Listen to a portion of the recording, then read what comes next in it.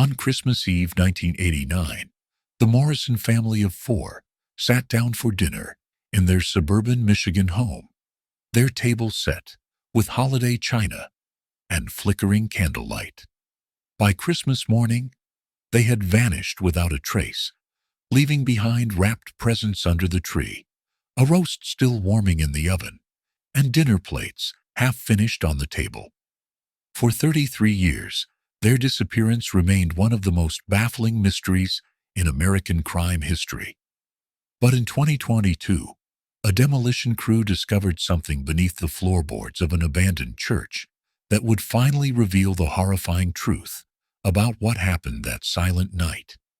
If you're fascinated by true mysteries that defy explanation, make sure to subscribe and turn on notifications so you never miss a story that will keep you up at night. The snow fell softly on Maple Drive in Dearborn Heights, Michigan, blanketing the neighborhood in a peaceful white silence. Inside the Morrison home, at 1247 Maple Drive, Catherine Morrison hummed along to Bing Crosby's White Christmas playing on the radio as she basted the prime rib roast. Her husband, Robert, a mechanical engineer at Ford Motor Company, was in the living room helping their daughter, Emma, age 12, arrange the nativity scene on the mantelpiece. Their son, 9-year-old Daniel, sat cross-legged beneath the Christmas tree, shaking wrapped packages and trying to guess their contents. It was 6:30 in the evening, and the Morrison family was doing exactly what thousands of other families across America were doing on Christmas Eve, celebrating together, safe and warm, surrounded by love and tradition. Catherine checked her watch and called everyone to the dinner table. Robert carved the roast, while Catherine brought out the scalloped potatoes and green bean casserole. Emma lit the candles in the silver candelabra that had belonged to Catherine's grandmother, and Daniel folded his hands for grace, eager to eat and get to the presents. They never made it to dessert. By 10 o'clock that night, when Catherine's sister Joan arrived with gifts and a homemade fruitcake, she found the front door unlocked and the house eerily still. The dining room table held 4 place settings, with food half-eaten, forks laid across plates, as if the family had simply stood up mid-meal and walked away. The candles had burned down to stubs. The radio still played Christmas carols. The roast sat in the oven, on warm, slowly drying out. Upstairs, beds were neatly made. In the driveway, both family cars remained parked and locked. Robert's wallet sat on the kitchen counter. Catherine's purse hung on its usual hook by the door. Jean called the police at 10:15. By midnight, officers had searched every room, every closet, every corner of the house and yard. They found no signs of struggle, no blood, no indication of forced entry. The back door was locked from the inside. All the windows were latched. It was as if the Morrison family had simply evaporated into the cold December air, leaving behind a scene so ordinary it was terrifying in its normalcy. The investigation that followed would consume the Dearborn Heights Police Department for years. Hundreds of interviews, thousands of tips, searches of forests and fields and abandoned buildings throughout Michigan. But Robert, Catherine, Emma, and Daniel Morrison were never seen again.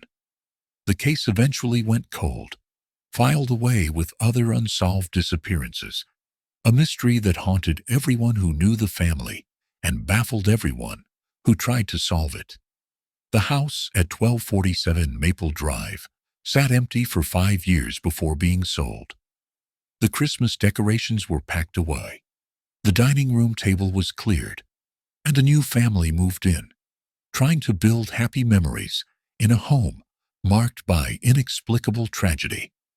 Over the decades, the story became local legend, the kind of tale teenagers told each other on dark nights. The family that vanished on Christmas. The mystery that could never be solved. But 33 years later, On a gray January morning in 2022, the truth would finally emerge from the darkness where it had been buried all along. Rachel Morrison had been 14 years old when her aunt, uncle, and cousins disappeared. Now 47, she lived in Ann Arbor and worked as a clinical psychologist specializing in trauma and loss. She had built her entire career, in some ways, around understanding the incomprehensible, around helping others cope with the same kind of sudden absence that had shaped her own life. She thought about the Morrisons every Christmas, of course. How could she not? But she hadn't actively investigated their disappearance in over a decade. The case file boxes sat in her basement, gathering dust alongside her own childhood memories. She had accepted finally that some questions would never be answered. Then, on January 15th, her phone rang at 7 in the morning.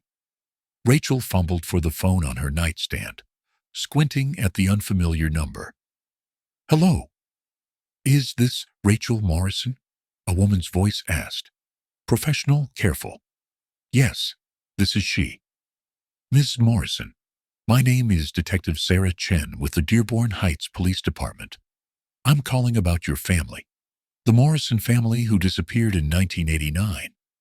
I need to speak with you as soon as possible. Would you be able to come to the station today?" Rachel sat up fully, her heart suddenly pounding. "Did you find them?" There was a long pause. "We found something. I'd prefer to discuss this in person. Can you come in this morning?" 3 hours later, Rachel sat across from Detective Chen in a small conference room at the Dearborn Heights Police Department. Chen was in her mid-30s, with sharp eyes and an empathetic expression that Rachel recognized from her own work with trauma survivors. Another man sat beside Chen, older, with gray hair and tired eyes. "This is Detective Mark Holloway," Chen said. "He was one of the original investigators on your family's case back in 1989. Rachel nodded to him, noting the manila folders stacked on the table between them. "You said you found something." Chen exchanged a glance with Holloway, then folded her hands on the table. "Last week, a demolition crew was working on the old St. Benedict's Church on Riverside Drive. The building has been abandoned for about 20 years, condemned due to structural issues. The crew was clearing out the basement when they discovered a hidden room behind a false wall in the furnace area." Rachel's throat tightened.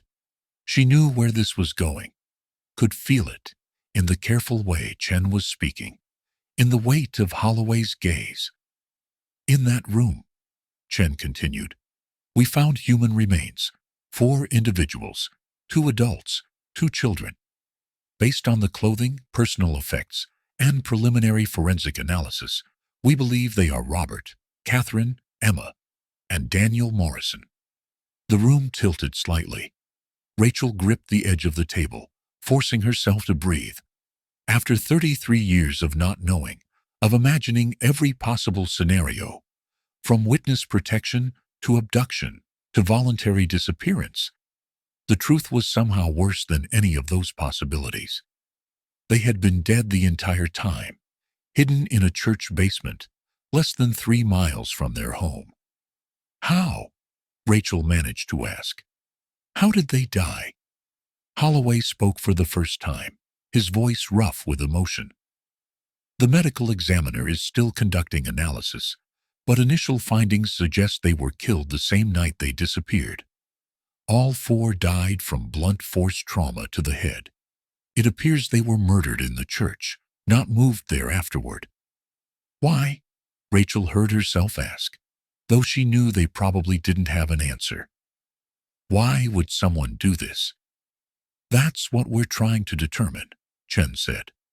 "We've reopened the investigation fully. Everything from the original case is being re-examined with modern forensic techniques, DNA evidence, fiber analysis, things we couldn't do as effectively in 1989. Rachel stared at the folders on the table, each one representing weeks or months of dead-end leads and false hopes. The church, she said. St. Benedict's. Did my family have any connection to it? That's one of the questions we're exploring, Chen replied. According to the original case file, your aunt and uncle didn't attend St. Benedict's. They weren't Catholic. They went to Riverside Presbyterian, about a mile in the other direction. But someone connected to that church took them there, Rachel said, her mind already working through the logic, the possibilities. Someone who had access to that basement, who knew about that hidden room. That's our working theory, Holloway said. St. Benedict's had about 200 active parishioners in 1989. We're tracking down everyone who was connected to that church, staff, volunteers, regular attendees. Most of them are elderly now, if they're still alive. But someone knows what happened. Someone has been carrying this secret for 33 years. Chen slid a document across the table. We need your consent to formally identify the remains. I know this is difficult, but we also need your help. You knew your family better than anyone in the original investigation. You were close with Emma and Daniel. Sometimes, in cold cases like this, it's the small details that break them open. Something you remember, a name, a person who seemed off, anything that didn't make it into the original reports. Rachel took the document with numb fingers, formal identification, consent to release information to the medical examiner, the bureaucratic language of death and investigation. She signed where indicated, her signature shaky. I'll help, however I can, she said. I want to know who did this. I've spent 33 years wondering. I need to know. Chen nodded. We'll arrange for you to review the case files. Detective Holloway has agreed to work with us on the reinvestigation. He knows this case better than anyone. Holloway leaned forward. Rachel, I need to ask you something. On Christmas Eve, 1989, your mother was supposed to go to the Morrison house, wasn't she? Instead, she sent your Aunt Jean. Rachel frowned, trying to remember. She had been 14, caught up in her own teenage world. My mom had a migraine that day. Aunt Jean offered to take the gifts over instead. Do you remember anything unusual about that? Any reason your mother might have wanted to avoid going to the house? No, Rachel said slowly. Why? You don't think my mother had anything to do with this? We're not suggesting that, Chen said quickly. But we need to re-examine every connection, every relationship. Is your mother still alive? She died 6 years ago. Cancer. Holloway nodded, making a note. What about other family members? Anyone who had conflicts with Robert or Catherine? Money disputes, personal disagreements? Rachel shook her head. Everyone loved them. Robert and Catherine were the most normal, stable people you could imagine. That's what made this so incomprehensible. There was no reason for something like this to happen to them. But even as she said it, Rachel knew that was naive. She'd spent decades studying human psychology, understanding that violence often had no comprehensible motive, that evil could wear an ordinary face. Someone had looked at her uncle, her aunt, her young cousins, and decided they should die. Someone had bludgeoned them to death in a church basement and hidden their bodies behind a wall, then returned to their own life as if nothing had happened. We'll be in touch, Chen said, standing. In the meantime, if you think of anything, no matter how small, call me.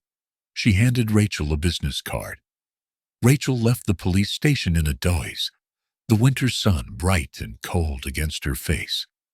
In her car, she sat for a long time, staring at nothing, trying to process what she'd learned. Her family hadn't vanished into some mysterious void. They'd been murdered, brutally and deliberately, and someone had walked free for more than 3 decades. She pulled out her phone, and opened her contacts, scrolling to a name she hadn't called in years. Thomas Brennan. He'd been Emma's boyfriend in 1989, a 15-year-old boy devastated by her disappearance. He'd left Dearborn Heights after high school, and they'd lost touch.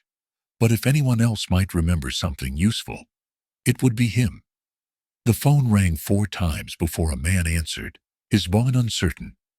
"Hello, Tom. This is Rachel Morrison, Emma's cousin. I don't know if you remember me." There was a long pause. "Rachel, of course I remember. Is this about what they found at St. Benedict's? I saw the news." "You knew?" "It's all over the local news. After all these years." His voice was thick with emotion. "I never stopped thinking about her, you know. About all of them. Tom, I need to ask you something. The police are reinvestigating everything. Do you remember anything from that time? Anyone who seemed suspicious? Any place Emma mentioned? Any person who made her uncomfortable?" "The police asked me all this back then," Tom said. "I told them everything I could remember. But there was nothing. Emma was happy. Everything was normal. She was excited about Christmas, about us going to the winter formal.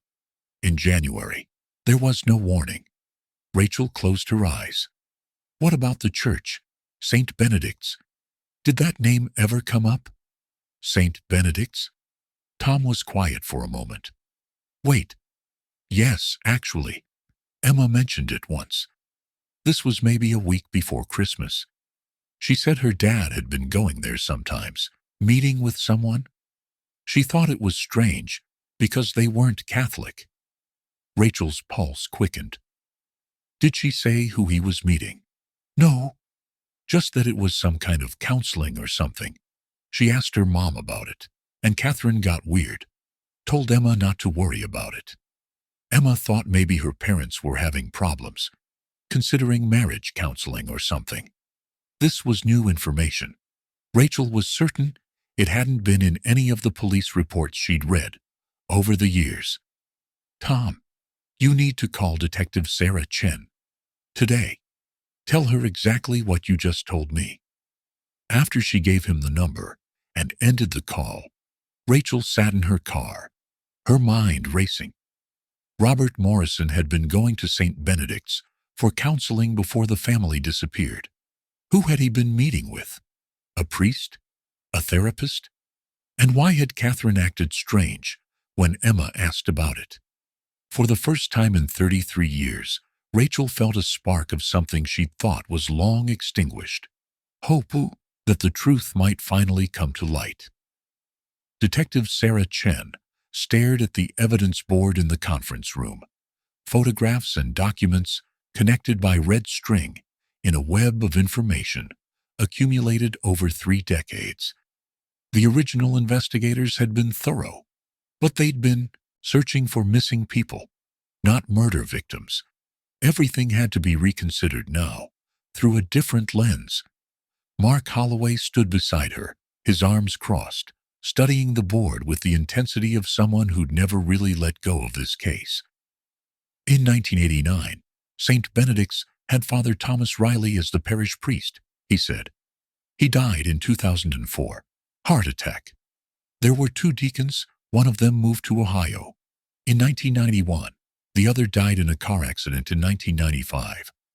The secretary, Margaret Walsh, she's still alive, 81 years old, living in a nursing home in Livonia. "We should start with her," Chen said. If Robert Morrison was coming to the church for counseling, she might have scheduled the appointments, kept records. "Church records were always spotty," Holloway said, "and most of them were destroyed when the building was condemned.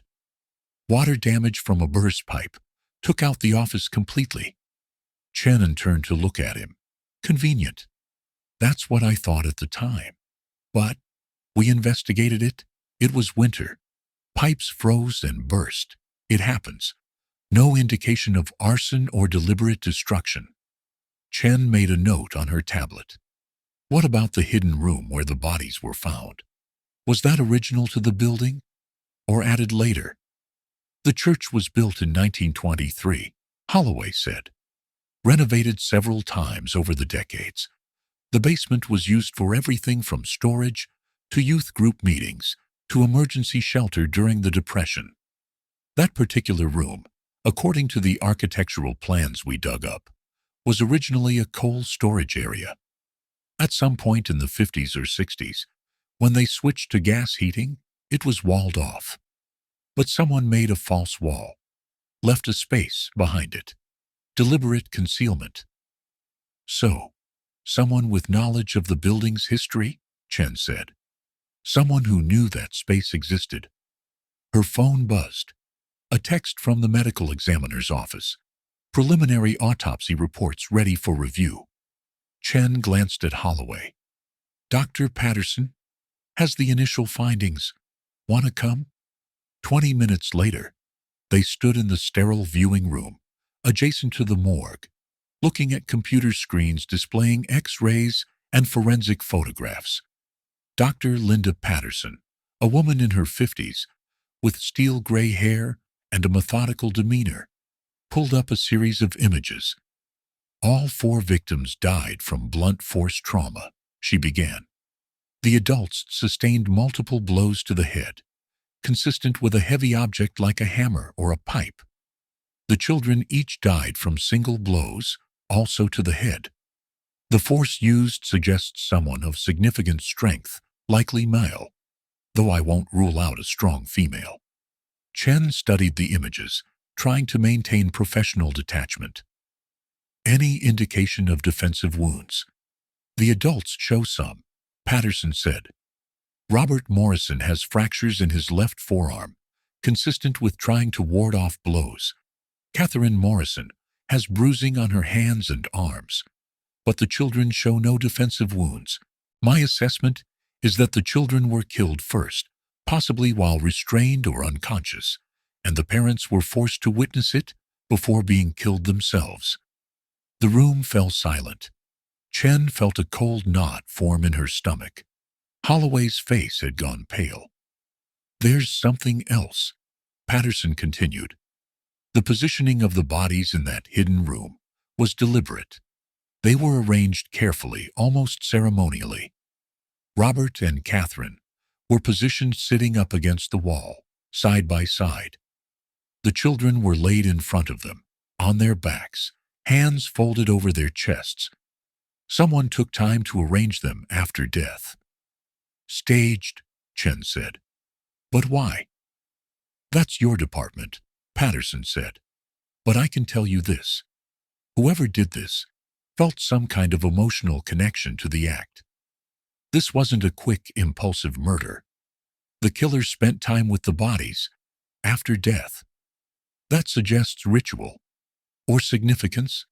Chen made notes rapidly. What about time of death? Can you narrow it down? Given the state of decomposition and the environmental factors in that sealed room, I can confirm death occurred within hours of their last meal, which corroborates the timeline from the original investigation.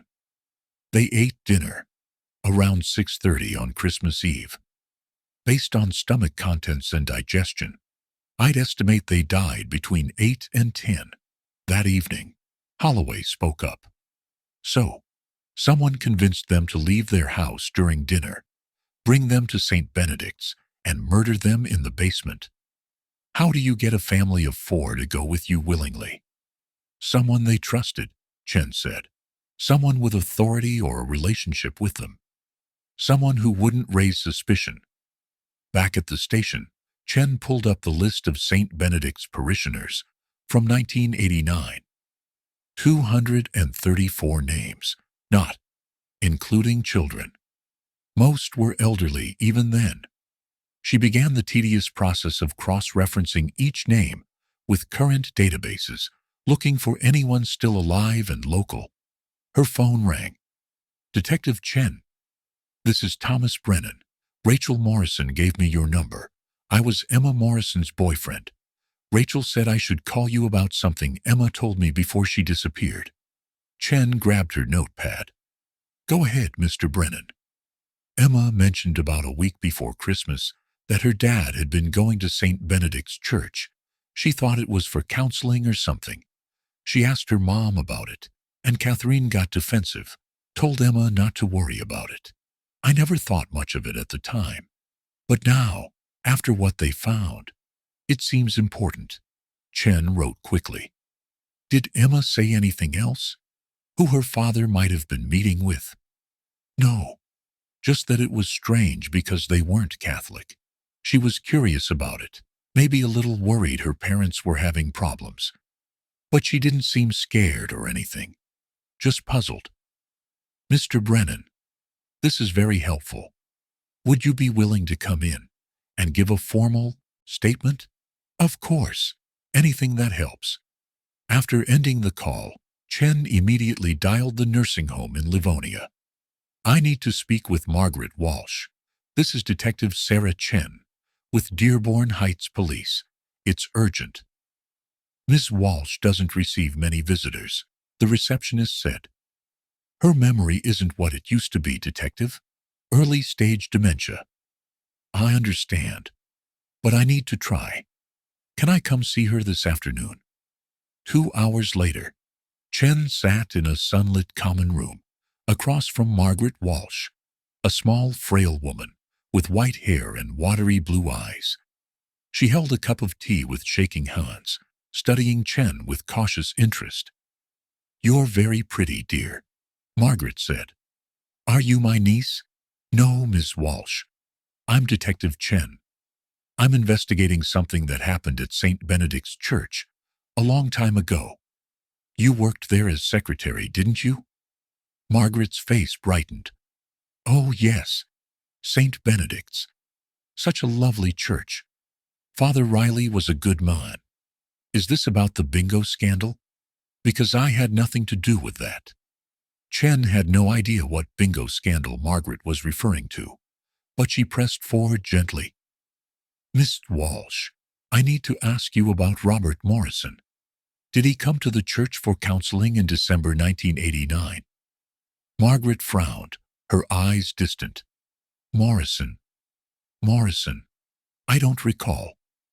He would have been meeting with someone regularly. Maybe Father Riley. Father Riley did counseling, Margaret said vaguely. Lots of people came for counseling. Marriage problems mostly. Drinking problems. She paused, her expression shifting to something troubled. There was that man who came about the dreams. Chen leaned forward. Dreams? He was so upset. Kept saying he was seeing things, hearing things. Thought he was going crazy. Father Riley tried to help him, but he said it was beyond him. He brought in someone else. Margaret's hands trembled more noticeably. I didn't like that man. The other one. He gave me a bad feeling. What other man, Miss Walsh? Can you remember his name? Margaret's eyes had taken on a faraway quality. He wasn't a priest. He came from outside. Father Riley said he was an expert in spiritual matters, but there was something wrong about him. The way he looked at people, the way he smiled. Chen's pulse quickened. Miss Walsh, this is very important. Do you remember the name of the man who came for counseling? The one who was seeing things? Margaret looked directly at Chen, and for a moment her eyes were clear and sharp. Robert, she said. His name was Robert, and they killed him for it. They killed all of them. Chen's hand tightened on her notepad. Miss Walsh, who killed them? Who are you talking about? But the moment of clarity had passed. Margaret's eyes grew vague again, and she took a sip of her tea with trembling hands. I need to feed the cats, she said. They get so hungry in the evening. Miss Walsh, please try to remember. You said they killed Robert and his family. Who is they? Margaret looked at her with confusion. I'm sorry, dear. Have we met before? Are you my niece? Chen spent another 20 minutes trying to coax more information from the elderly woman, but Margaret had retreated into the fog of her deteriorating memory. She spoke about cats that probably didn't exist, mentioned people who might have been dead for decades, and asked repeatedly if it was time for dinner. Finally, Chen thanked her and left, her mind racing with the fragments Margaret had offered. Robert Morrison had been experiencing disturbing dreams or visions. He'd sought help from Father Riley, who had brought in an outside expert, someone who wasn't a priest, someone Margaret had instinctively distrusted. Back at the station, Chen found Holloway reviewing old case files in the conference room. Margaret Walsh confirmed that Robert Morrison was coming to St. Benedict's for counseling, she said.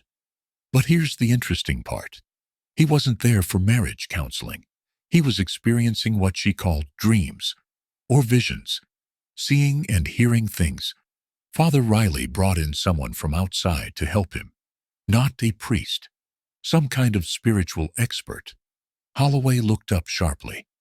That's not in any of the original reports.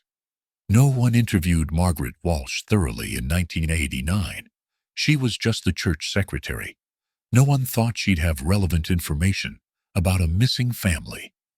A spiritual expert, Holloway repeated slowly. That could mean anything from a psychologist to a paranormal investigator to some kind of religious counselor. Did she give you a name? Her memory is failing. But she said something else. She said they killed Robert and his family. Not he. They. Holloway stood and walked to the evidence board. So, we're potentially looking at multiple perpetrators? That would explain how they managed to control and kill 4 people. It's hard for one person to subdue an entire family. Chen's phone buzzed with an email notification. The Archdiocese Record Department had finally responded to her request for information about St. Benedict's personnel in 1989. She opened the attachment, scanning the list of names. Father Thomas Riley, parish priest. Deacon Michael Russo. Deacon Patrick Henley. Margaret Walsh, secretary. Maintenance staff, volunteers for various ministries. One name caught her attention. Under the category of outside consultants and visiting clergy, there was a single entry. Dr. Anton Volkov, spiritual advisor, Ahani, December 1989. I've got something, Chen said, pulling up a search engine on her laptop. Dr. Anton Volkov. He was listed as a spiritual advisor at St. Benedict's in December 1989. She typed the name into multiple databases. What came back made her blood run cold. Mark, look at this. Holloway came around to read over her shoulder. The screen showed a news article from 1995, 6 years after the Morrison family disappeared. Controversial psychologist found dead in apparent suicide. Chen read aloud. Dr. Anton Volkov, 58, a psychologist and self-described paranormal researcher, was found dead in his Detroit apartment on March 3, 1995. Police ruled the death a suicide by hanging. Volkov had been under investigation by the State Medical Board for ethical violations related to his treatment of patients, including the use of experimental and unapproved therapeutic techniques. Several former patients had filed complaints alleging psychological manipulation and harm. Jesus, Holloway muttered. This guy was treating Robert Morrison. Chen continued reading. Volkov had published several books on what he called spiritual psychology, claiming that many mental health issues were actually caused by supernatural forces. He ran a private practice in Detroit and also worked as a consultant for various religious organizations. She clicked through to more articles. There were several pieces about Volkov from the early 90s, mostly critical. Medical journals questioning his methods, patient advocacy groups calling for his license to be revoked, and one particularly disturbing article from 1993 in an alternative newspaper, The Dark Side of Spiritual Healing, Inside Anton Volkov's Controversial Practice. Listen to this, Chen said, Reading from the article. Former patients of Dr. Volkoff described treatment sessions that included sensory deprivation, induced trance states, and what Volkoff termed confrontational therapy, designed to force patients to face their deepest fears. Multiple individuals report experiencing severe psychological trauma following their treatment. Volkoff maintains that his methods are necessary to combat what he believes are genuine supernatural threats to mental health. Holloway shook his head. So Father Riley brought this quack in to help Robert Morrison with his visions or dreams. What happened in those sessions? We need to find out if Volkoff had any associates, Chen said. If Margaret Walsh said they killed the Morrisons and Volkoff was involved, who else was working with him? She continued searching, pulling up professional records, old phone directories, anything that might connect Volkoff to other people. In a scanned copy of a 1988 alternative medicine directory, she found a listing for Volkoff's practice. The address was on East Jefferson Avenue in Detroit. The listing mentioned group sessions and workshops. He ran group therapy, Chen said, which means there were other people involved in his practice. We need to find anyone who worked with him or attended his sessions. Holloway grabbed his coat. The Detroit PD investigated his suicide in 1995. They might still have the case file. Let's take a drive. The Detroit Police Department's Records Division was housed in an aging building that smelled of old paper and institutional cleaning supplies. After an hour of bureaucratic navigation and paperwork, Chen and Holloway were finally led to a storage room where a clerk retrieved a dusty box labeled Volkoff Anton, 1995. They spread the contents across a table in a small viewing room. Crime scene photographs showed a sparse apartment, a body hanging from a pipe in the bedroom, suicide note typed on old paper, investigation reports concluding no evidence of foul play. But it was the inventory of Volkoff's possessions that proved most interesting. Among his belongings were hundreds of patient files, session recordings on cassette tapes, and journals filled with handwritten notes in cramped, difficult-to-read script. The files were turned over to the State Medical Board. As part of their investigation, Holloway read from one report. But it says here that Volkoff also kept personal journals that contained his research observations. Those were deemed personal property and were released to his next of kin. Who was the next of kin? Chen asked. Holloway flipped through papers. A nephew, Peter Volkoff. There's an address in Ypsilanti. Chen checked her watch. 4:30 in the afternoon. We can make it to Ypsilanti before dark. The address led them to a modest ranch house in a quiet neighborhood. A man in his 60s answered the door, his face weathered and suspicious. Peter Volkoff. Chen showed her badge. I'm Detective Chen. This is Detective Holloway. We're investigating a case that may involve your uncle, Dr. Anton Volkoff. Peter's expression darkened. My uncle died almost 30 years ago. What could he possibly have to do with anything now? We're looking into the disappearance of a family in 1909, Chen said carefully. We believe your uncle may have been treating the fathers shortly before they vanished. We need to see any records or journals he left behind. I threw most of that stuff away years ago, Peter said. My uncle was not a good man, Detective. Whatever he was involved in, I wanted no part of it. But you kept some things? Holloway pressed. Peter hesitated, then sighed. There are some boxes in my basement. I never had the heart to completely get rid of everything. He was family after all, even if he was disturbed. He led them down narrow stairs to a cluttered basement. In a corner covered by an old tarp were 3 cardboard boxes. Peter pulled off the tarp, dust swirling in the air. These are his journals and some papers, Peter said. I never read through them carefully. Honestly, they gave me the creeps. Chen pulled on latex gloves and carefully opened the first box. Inside were leather-bound journals, dozens of them, filled with dense handwriting. She opened one at random and read. The subject reports increased frequency of visitations, shadow figures in peripheral vision, voices during sleep, classic symptoms of spiritual oppression.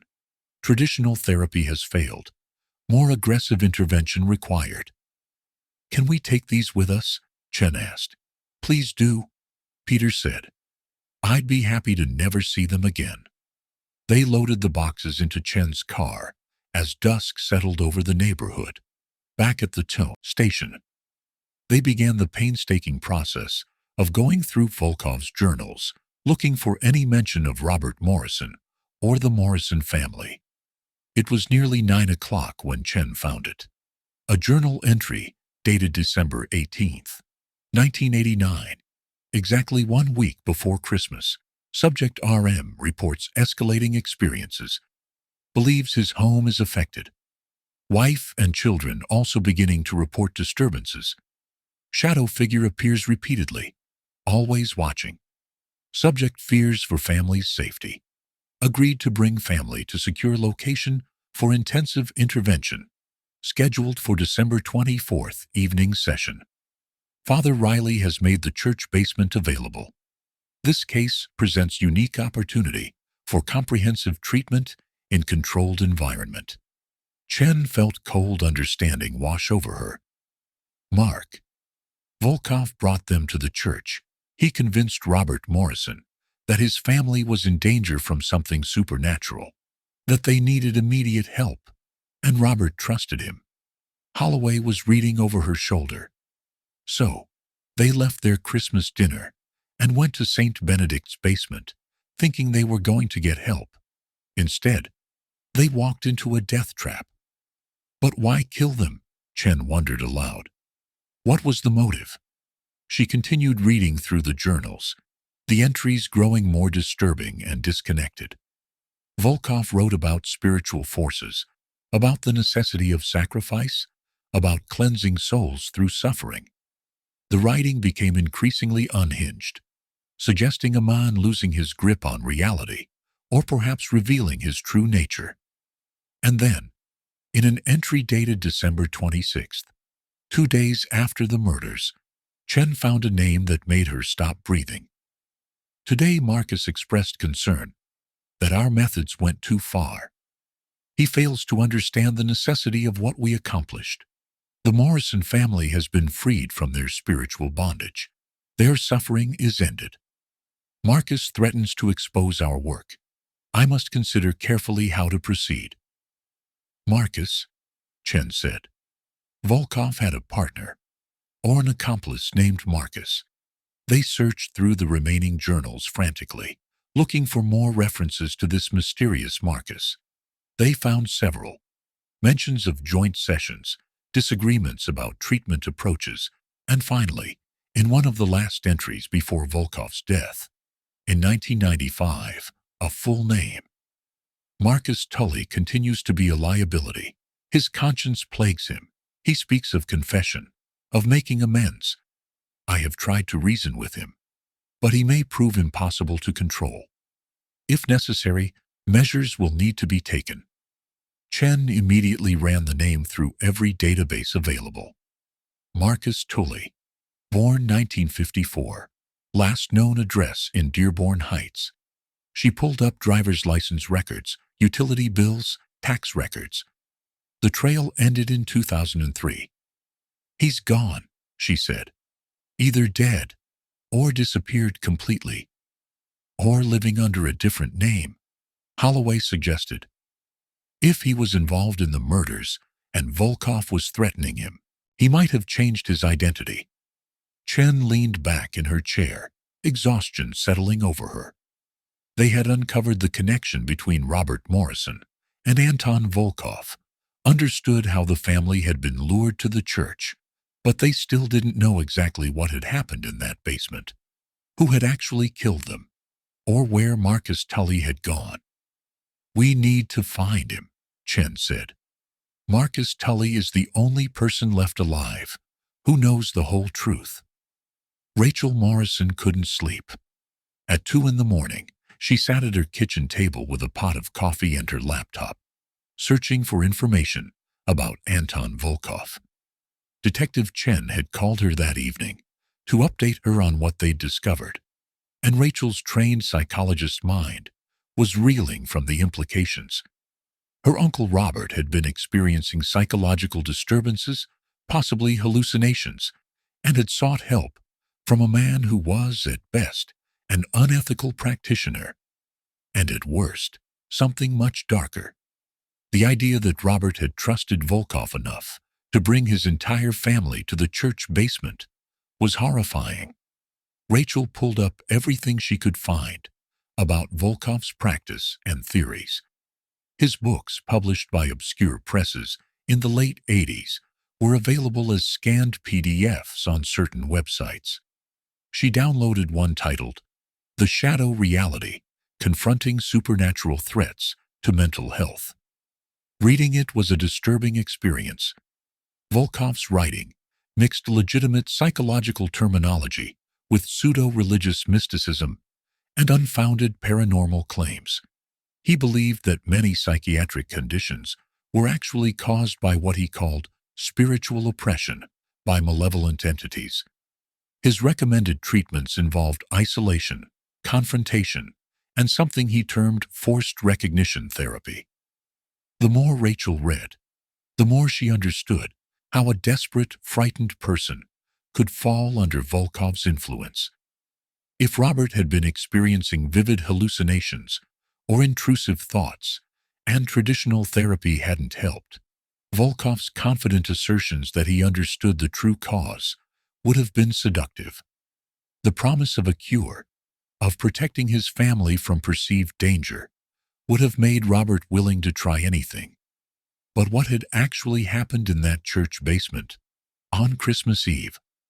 Rachel opened a new search window and typed in Marcus Tully, Dearborn Heights. Very little came up. A few mentions in old phone directories, a property tax record from 1998, and then nothing.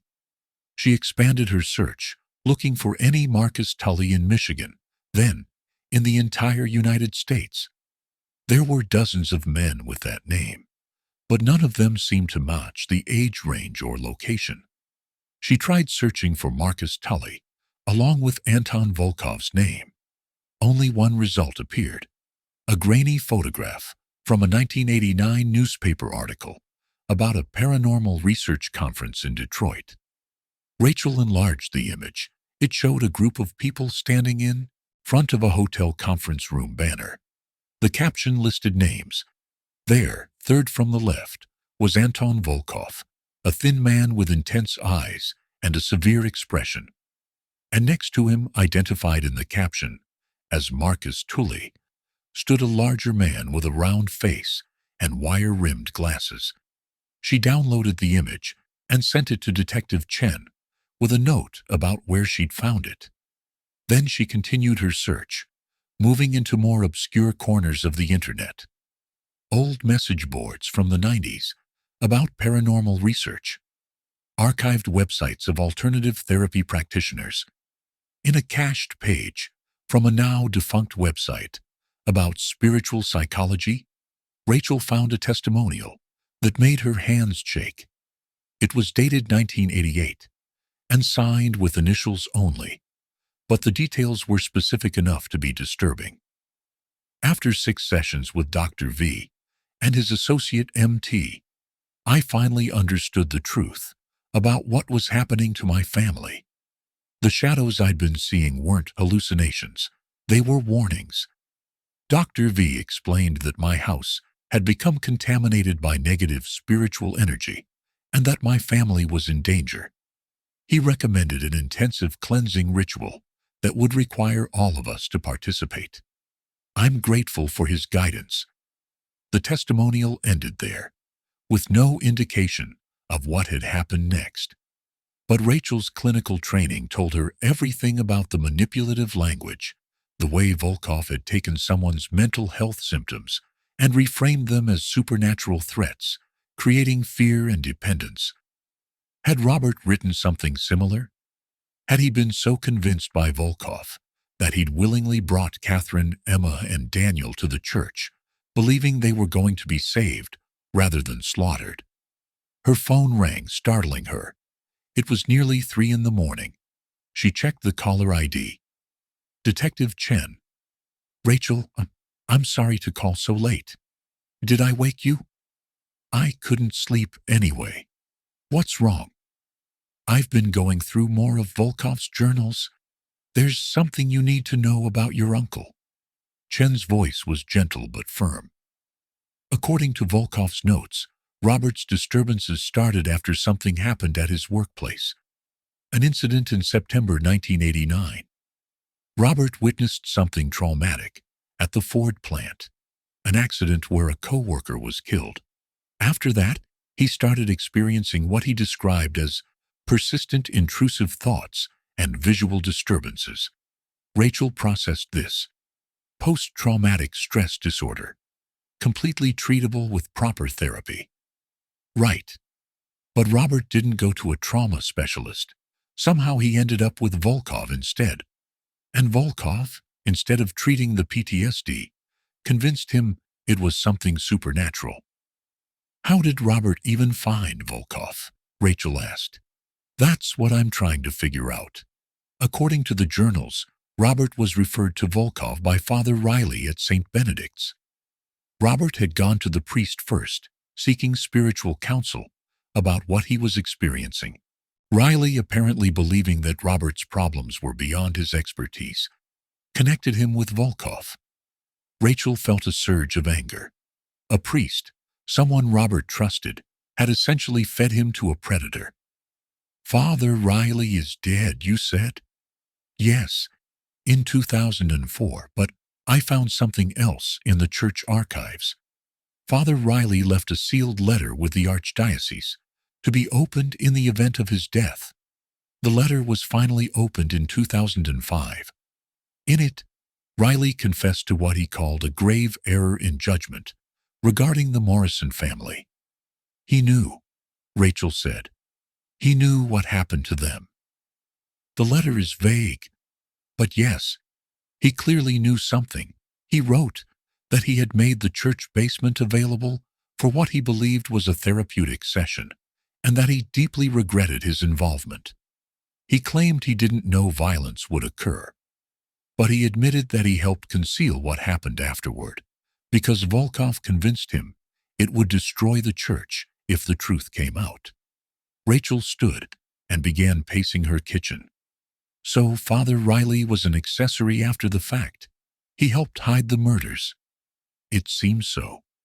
The archdiocese turned the letter over to police at the time, but since it didn't provide specific details about a crime, and there was no active case it clearly connected to, it was filed away.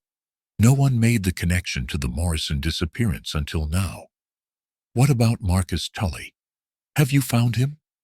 Not yet, but I'm starting to think he might have been the one who killed Volkov in 1995. The suicide could have been staged.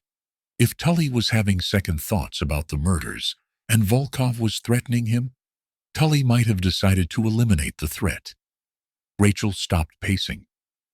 If that's true, then Marcus Tully has been living with this for 33 years.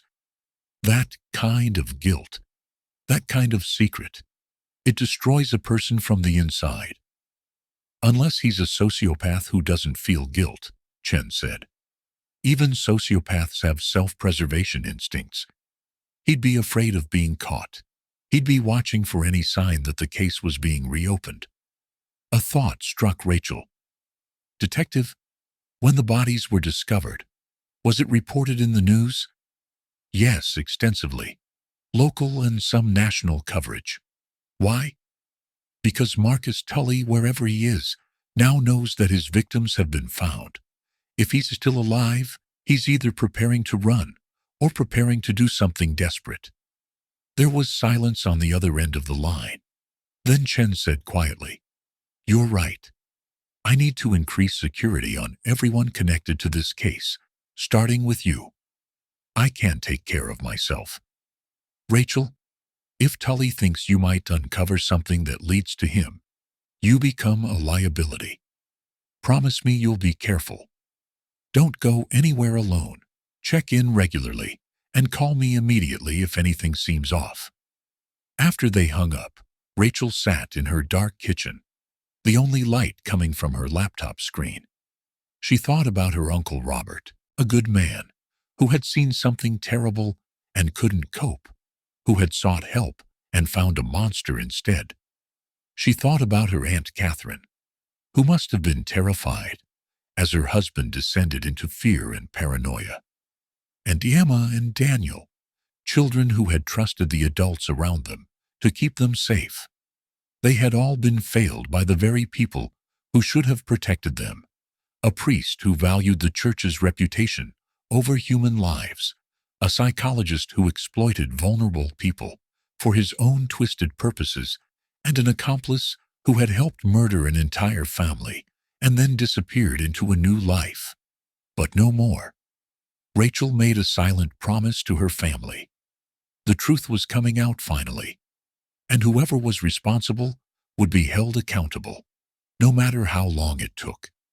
She pulled up a new browser window and began searching for anything she could find about the 1989 Ford plant accident that had triggered Robert's trauma.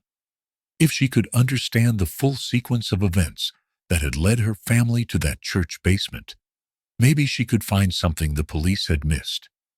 The next morning, Detective Holloway stood in the cold January wind, outside what had once been the Ford, Michigan casting center, where Robert Morrison had worked.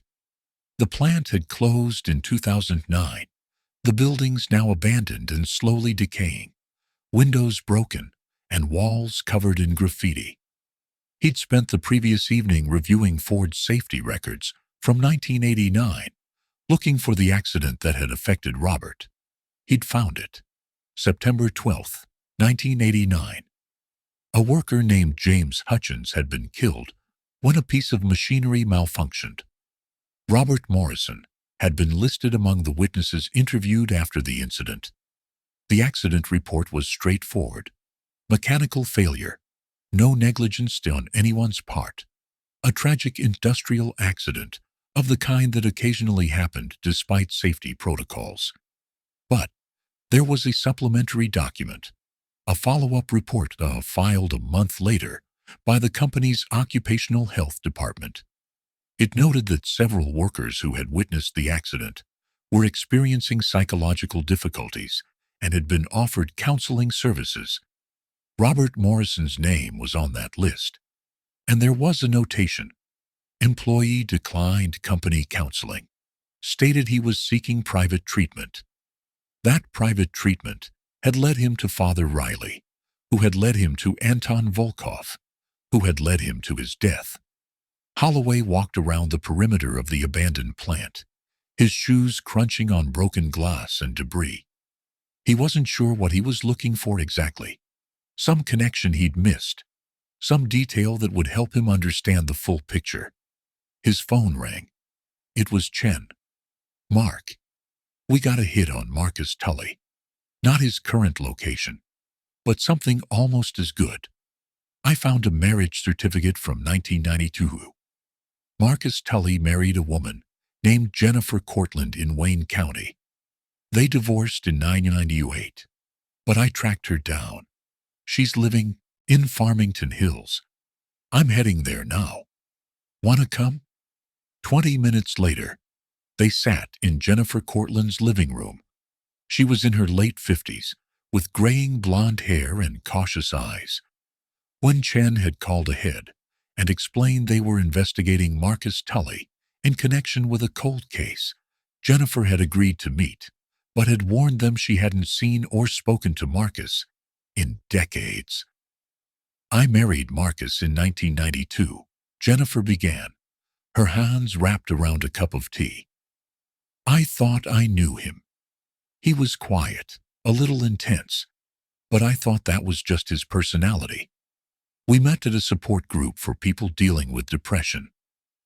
What kind of work did Marcus do? Chen asked. That was always vague. He said he was a consultant, worked with therapists and counselors, but he never wanted to talk about it much. After we married, I realized he was carrying some kind of burden, something from his past that he wouldn't discuss. Did he ever mention Anton Volkov? Holloway asked. Jennifer's face went pale. Once. It was in 1995 when Volkov died. Marcus saw it in the news and had what I can only describe as a breakdown. He locked himself in our bedroom for 2 days. When he finally came out, he was different. Cold. Distant. He told me we were moving, leaving Michigan entirely. When I asked why, he just said it wasn't safe to stay. Did you move? Chen asked. We did. We went to Arizona, Tucson. But Marcus was never the same. He was paranoid, always looking over his shoulder. He'd have nightmares and wake up screaming. In 1998, I couldn't take it anymore. I filed for divorce. Marcus didn't fight it. He just disappeared. Do you have any idea where he went? Jennifer shook her head. No. And I didn't want to know. Whatever Marcus was running from, I wanted no part of it. Chen pulled out the photograph from the 1989 conference. Is this Marcus? Jennifer looked at the image and nodded. Yes, that's him. Maybe 25 years ago. But that's definitely Marcus. Did he ever say anything specific about his work with Volkov? Any details at all? Jennifer was quiet for a long moment. Once, when he'd been drinking, he said something that stuck with me. He said, I helped hurt people who didn't deserve it.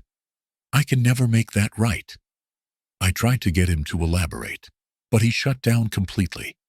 That was a few months before I filed for divorce. After leaving Jennifer's house, Chen and Holloway sat in the car, both processing what they'd learned.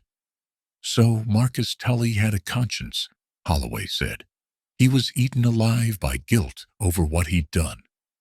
The question is, where did he go after 1998? Did he change his name? Is he even still alive? Chen's phone buzzed with a text from Rachel Morrison. Check your email. Found something about the Ford plant accident. Chen pulled up her email on her phone. Rachel had sent a scanned newspaper article from September 1989 about James Hutchins's death at the Ford plant. But she'd also included a note. You look at the list of witnesses. There's a name that might be relevant. Chen read through the article carefully. Among the workers who had witnessed the accident was James Hutchins, the victim, Robert Morrison, David Torres, and Marcus Tully. Jesus Christ, Chen breathed. Marcus Tully worked at the Ford plant with Robert Morrison. That's how they knew each other. That's how Marcus ended up involved with Volkov. Holloway leaned over to read the screen. So Robert and Marcus both witnessed the same traumatic accident. They both ended up in Volkov's care. But why did Marcus become Volkov's accomplice instead of his victim? Maybe Marcus was more vulnerable to Volkov's manipulation. Or maybe Volkov had something on him, some leverage. Chen started the car. We need to go through every piece of paper in those boxes from Peter Volkov. There has to be more information about Marcus Tully's relationship with Volkov. As they drove back to the station, Chen couldn't shake the feeling that they were running out of time. Marcus Tully, wherever he was, knew that the bodies had been found, and the case was being actively investigated. He'd spent 33 years hiding. What would he do now that his secret was exposed? The station conference room had become a shrine to the Morrison case. Every available surface was covered with documents, photographs, timelines, and evidence bags.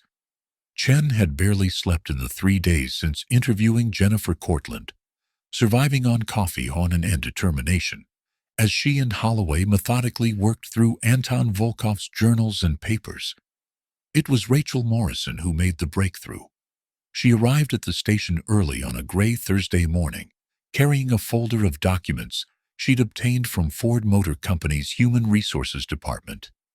As a family member of the victim, and with her credentials as a psychologist, she'd been able to access Robert Morrison's employment records and the full incident report from the September 1989 accident.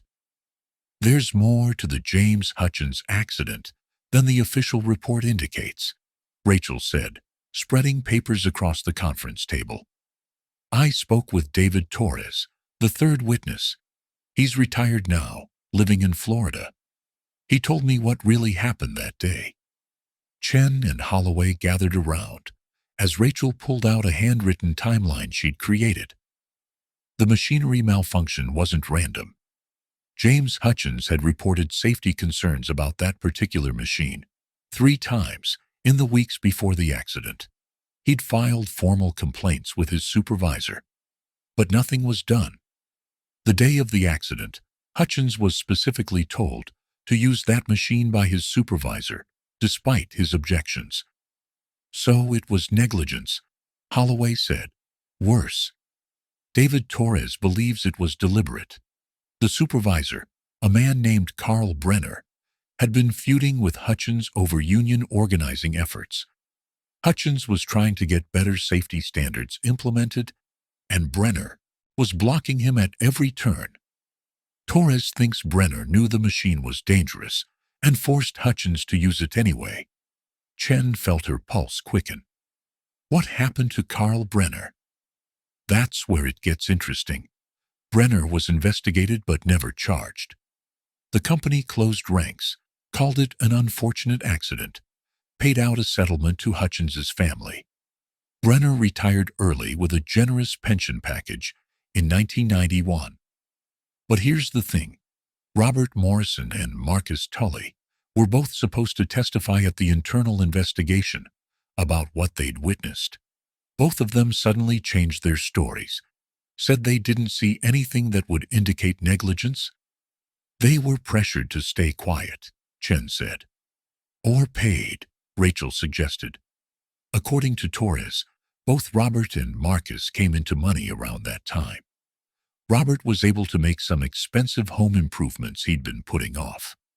Marcus bought a new car. Torres always suspected they'd been bought off by the company to prevent a lawsuit. Holloway was already pulling up records on his laptop.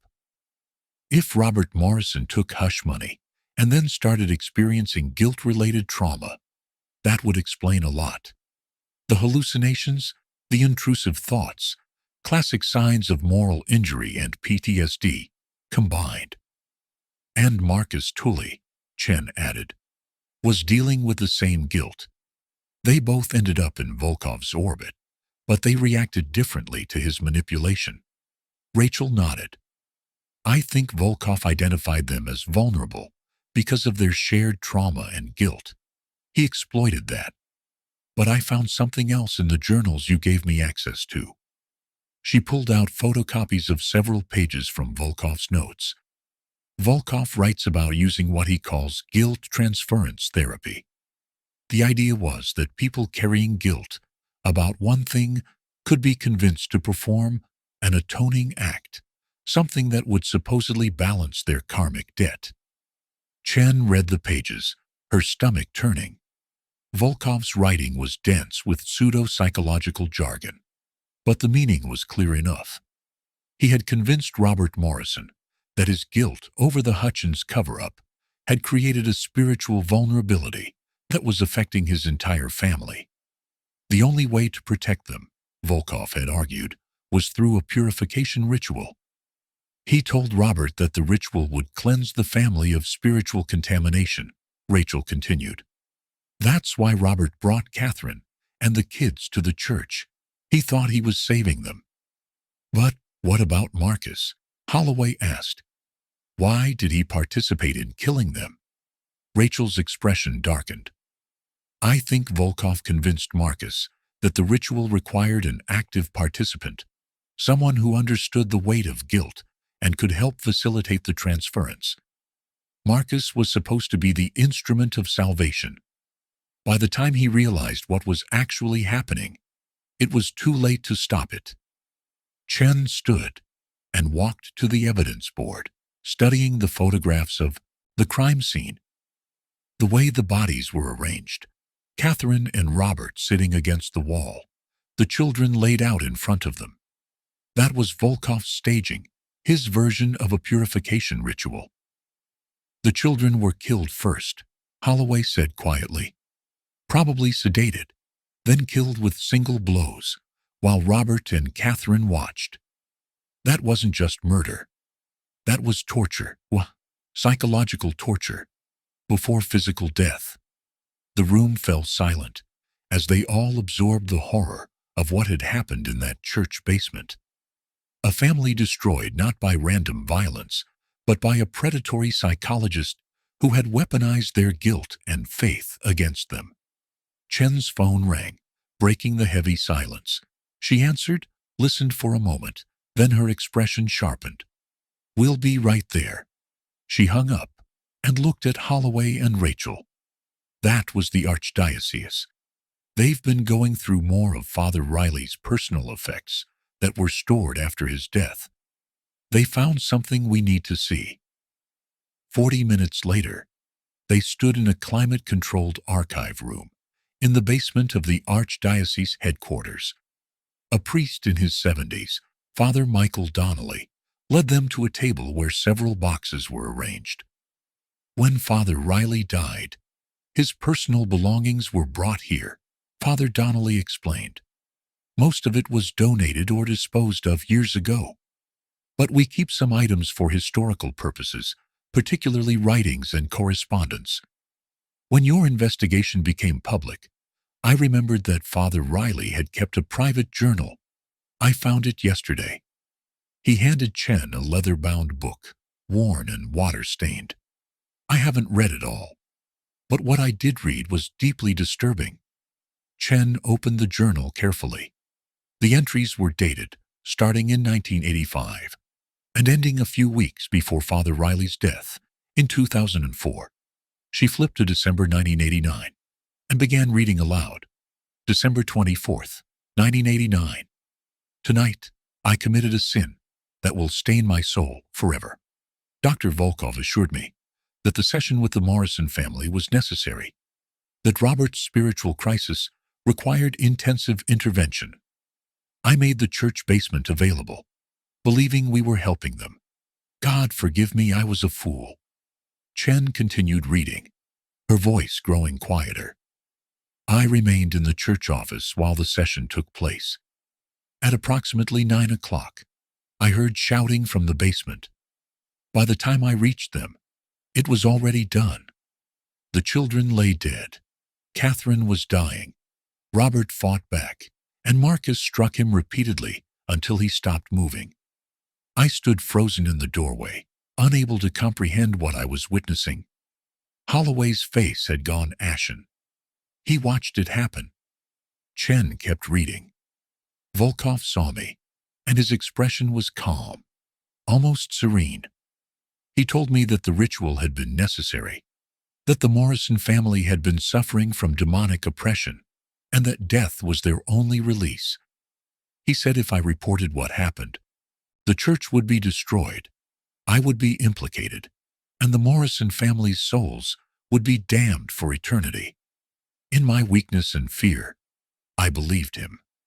The entries continued, describing how Father Riley had helped Volkov and Marcus seal the bodies behind the false wall in the basement, how they had cleaned the scene, removing evidence, how Riley had prayed for forgiveness while participating in a cover-up that would last decades.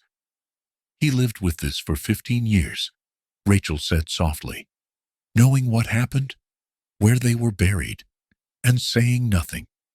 Chen flipped forward through the journal, looking for more recent entries. In 2003, shortly before his death, Father Riley had written, "I am dying.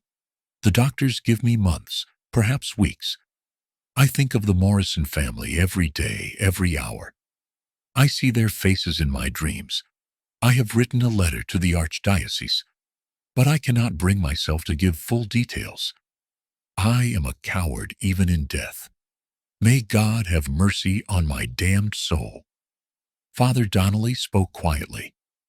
If I had known the specifics of what he'd witnessed, I would have gone to the police immediately. But his sealed letter was vague, and by the time it was opened, he was already dead. We had no way of knowing he was talking about the Morrison disappearance. "It's not your fault," Chen said. "Father Riley made his choices, but this journal is evidence. It confirms everything we've pieced together about that night." Back at the station, Chen called a briefing with her entire team. The conference room was packed with investigators, forensic specialists, and prosecutors. She laid out everything they'd learned, the connection between Robert Morrison and Marcus Tully through the Ford plant accident, their shared guilt over covering up the circumstances of James Hutchins's death, their vulnerability to Anton Volkov's manipulation, and the horrific ritual that had ended with 4 murders in a church basement. "We have enough evidence to charge Marcus Tully with 4 counts of first-degree murder," the district attorney said. "The problem is, we can't find him. He's been living under a different identity for over 20 years. He could be anywhere." "Then we make him come to us," Chen said. "We go public with everything. We hold a press conference, show Marcus Tully's photograph, explain exactly what happened that night. Someone, somewhere, will recognize him." Holloway shook his head. "If we do that, he might run. Or worse. Or he might decide it's finally time to stop running," Rachel interjected. Everyone turned to look at her. "I've been thinking about Marcus's psychology. According to his ex-wife, he was consumed by guilt. He had nightmares, paranoia, couldn't maintain relationships. That's not someone who's successfully compartmentalized what he did. That's someone who's been slowly destroyed by it." "You think he wants to be caught?" Chen asked. "I think part of him has wanted to confess for 33 years. When Volkov died, Marcus lost the person who'd convinced him the murders were necessary. Without that justification, he was left with the raw reality of what he'd done. That's why he disappeared, why he changed his identity. He was trying to escape not just the law, but himself. So, if we give him an opportunity to come forward," Chen said slowly, "tell his side of the story, maybe he takes it." The press conference was scheduled for the next day. That night, Chen sat in her apartment, unable to turn off her mind. Tomorrow, they would tell the world the truth about what had happened to the Morrison family. They would show Marcus Tully's photograph and ask for the public's help in finding him. And then, they would wait to see if a man who'd been running for more than 3 decades was finally ready to stop. Her phone buzzed with a text from Rachel. "Can't sleep either. I keep thinking about Emma and Daniel. They trusted their father to keep them safe, and he led them to their deaths. How do you process that?" Chen typed back. "Robert thought he was protecting them. Volkov exploited his love for his family and turned it into a weapon. That's on Volkov, not Robert." A moment later, Rachel replied, "I know, but it doesn't make it hurt less." Chen set down her phone and walked to her window, looking out at the lights of the city. Somewhere out there, possibly in Michigan, or possibly thousands of miles away, Marcus Tully was living a life built on lies and blood. He'd changed his name, maybe his appearance, constructed a new identity. But you couldn't change what you'd done. You couldn't escape the memories of 4 innocent people murdered in a church basement on Christmas Eve. Tomorrow, those memories would be broadcast across every news channel and website in the country. And Marcus Tully would have to decide whether to keep running or finally face what he'd done. Chen returned to her laptop and began drafting the statement she would read at the press conference. Every word had to be precise, had to balance the need for public information with the ethical responsibility not to sensationalize the victim's suffering. She wrote about Robert Morrison's trauma, about Anton Volkov's predatory manipulation, about Father Riley's complicity, and she wrote about Marcus Tully, a man who had participated in horrific crimes, but who might, even now, be capable of taking responsibility for what he'd done. It was after midnight when she finally finished. She read through the statement one more time, imagining how it would sound spoken aloud, how it would be received by the public, and most importantly, by Marcus Tully himself. This is a story about how trust can be betrayed, she had written, how vulnerable people can be exploited by those who claim to help them. But it's also a story about accountability, about the importance of facing the truth, no matter how much time has passed. Marcus Tully, if you're listening, you have an opportunity to finally tell your side of what happened that night, to explain how you became involved, what you witnessed, what you did. We're asking you to come forward, not because it will erase what happened, but because the Morrison family deserves the complete truth. And perhaps, after 33 years of running, you deserve the chance to stop. Chen saved the document and closed her laptop. Tomorrow would bring whatever it brought. They had done everything they could to solve this case, to give the Morrison family and their loved ones the answers they'd been seeking for more than 3 decades. Now, it was up to Marcus Tully to decide how the story would end. The press conference room was packed with reporters, cameras, and spectators. Chen stood at the podium, the glare of lights making her squint slightly, and delivered the statement she'd prepared. She spoke for 20 minutes, laying out the timeline of the Morrison family's disappearance, the discovery of their remains, and the evidence that had led investigators to Anton Volkov and Marcus Tully. Behind her, a screen displayed photographs.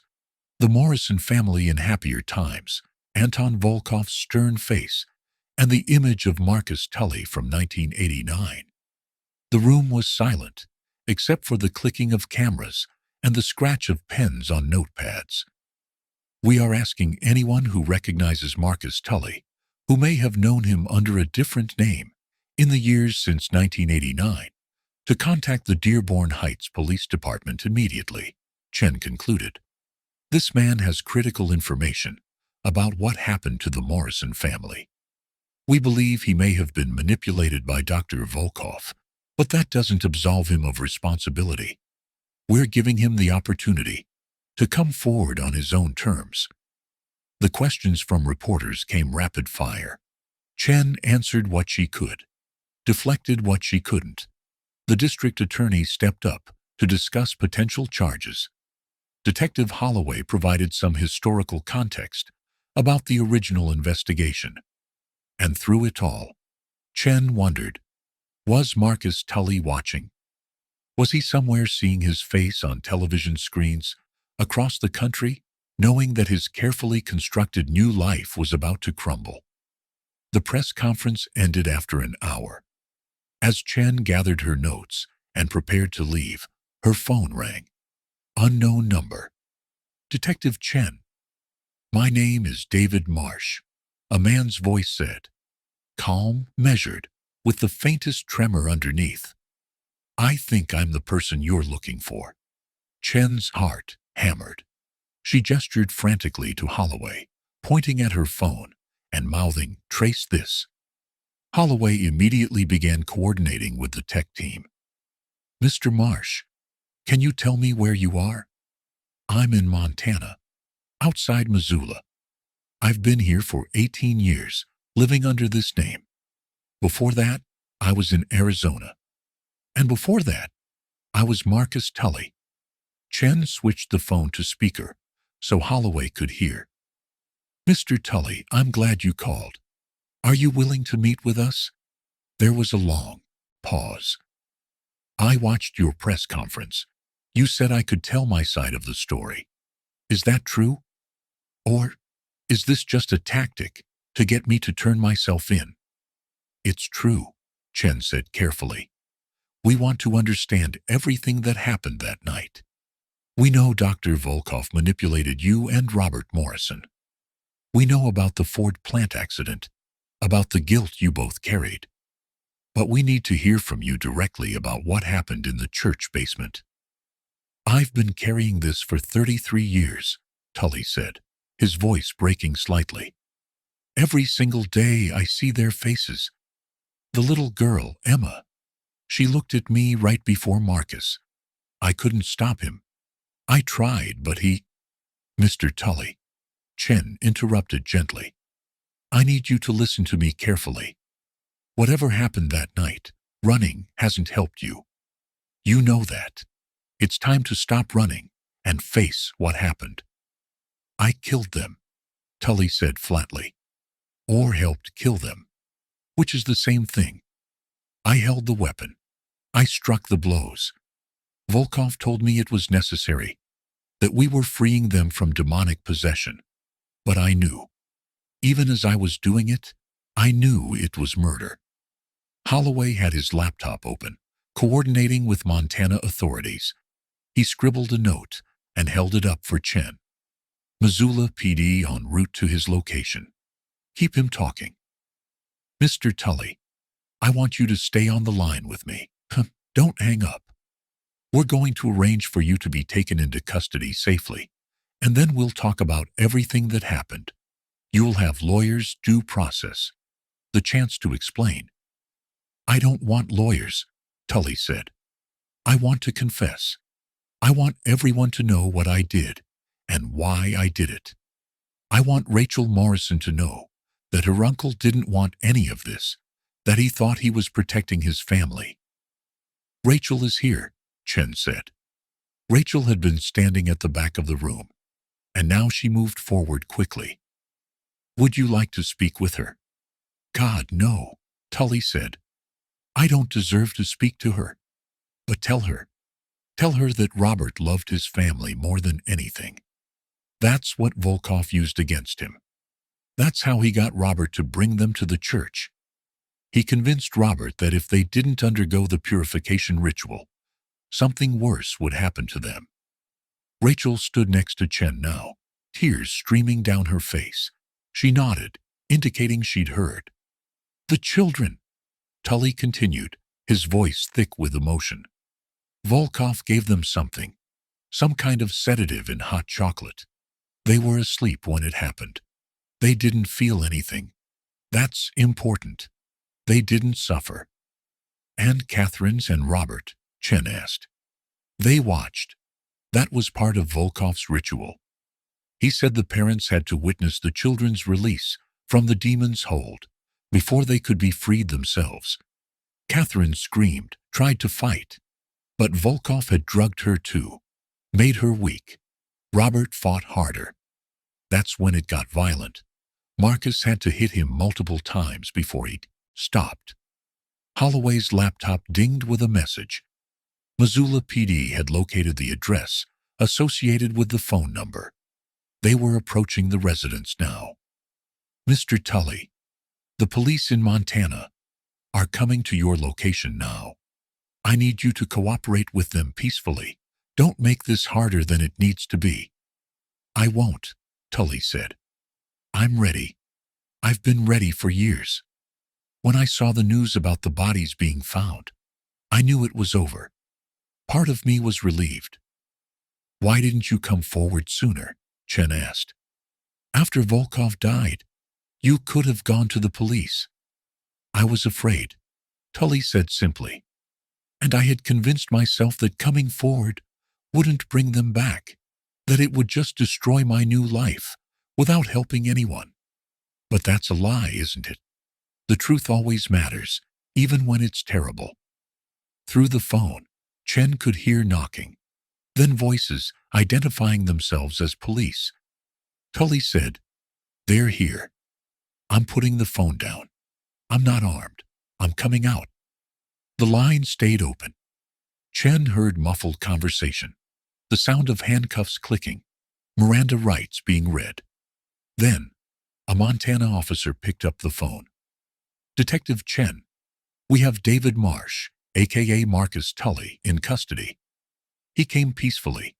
Do you want us to transport him to the local station for holding? Yes, and contact the FBI for interstate transport back to Michigan. We'll have a team there within hours to coordinate the transfer. After hanging up, Chen turned to find the room full of people staring at her. The press conference might have ended, but news of Tully's call had spread quickly. Reporters were already broadcasting updates. Rachel Morrison stood with her hand over her mouth, her eyes red from crying. Chen approached her carefully. He called, Rachel said. After 33 years, he just called and confessed. It happens sometimes, Chen said. The guilt becomes unbearable. When we gave him an opening, a way to tell his story, he took it. Will he go to trial? That depends on a lot of factors. His lawyers, the prosecutor's office, whether he maintains his willingness to confess. But yes, most likely there will be a trial. Rachel nodded slowly. I want to be there. I want to hear everything, every detail about what happened that night. I need to understand. Are you sure? It's going to be painful. I've been in pain for 33 years, Rachel said. At least now, I'll know why. Over the next few days, Marcus Tully was transported back to Michigan and formally charged with 4 counts of first-degree murder. He maintained his willingness to confess and provide a complete account of what had happened on Christmas Eve, 1989. Chen and Holloway interviewed him for hours in the county jail, recording every word. Tully's story confirmed everything they'd pieced together from journals and evidence, but it also provided horrifying new details.